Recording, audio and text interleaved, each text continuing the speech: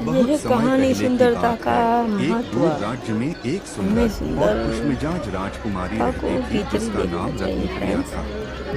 इतनी उसकी अच्छी कहानी सुंदरता है, और देख के आपको बुद्धिमानी भी की अच्छा दूर दूर लगेगा। तक हो चर्चा सके थी, तो कमेंट करना, लेकिन उसकी हो एक सके तो आदत शेयर थी जो करना, उसे परेशानी और में डालने प्लीज़ वाली मुझे थी। बताना उसे कि मैं अपनी कहानी ऐसा सुंदरता पर कर बहुत रही हूँ। गर्व था। थैंक यू फॉर वह वॉचिंग माय हमेशा चैनल। दूसरों की थैंक यू। सुंदरता को तुच्छ समझती और उनका मजाक उड़ाती थी। एक दिन एक बूढ़ी महिला राजमहल में आई और उसने राजकुमारी से पानी मांगा। राजकुमारी ने उस महिला को देखकर ठहाके लगाते हुए कहा, इतनी क्रूर, क्या तुम्हारे पास पानी खरीदने की भी ताकत नहीं है? वह बूढ़ी महिला कोई और नहीं बल्कि एक शक्तिशाली जादूगरनी थी जो गरीबों की मदद करने के लिए बदल कर आई थी। राजकुमारी का मजाक सुनकर जादूगरनी बहुत क्रोधित हुई और उसने कहा, तुम्हारे इस अभिमान ने तुम्हें अंधा बना दिया है। अब तुम उसी रूप में जियोगी जैसा तुम दूसरों को समझती हो। इतना कहते ही जादूगरनी ने राजकुमारी को श्राप दे दिया।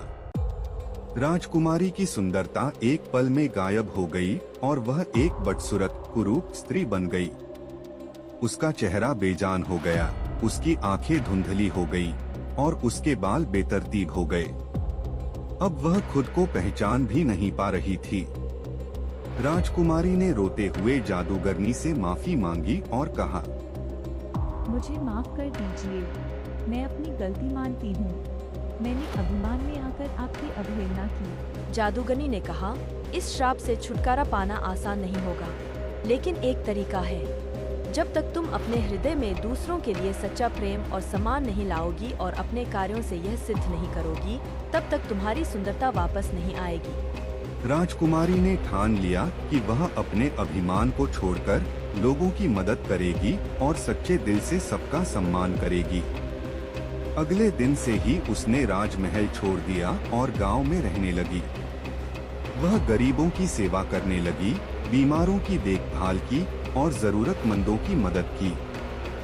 धीरे धीरे उसके व्यवहार में परिवर्तन आने लगा और लोग उसकी दयालुता की प्रशंसा करने लगे।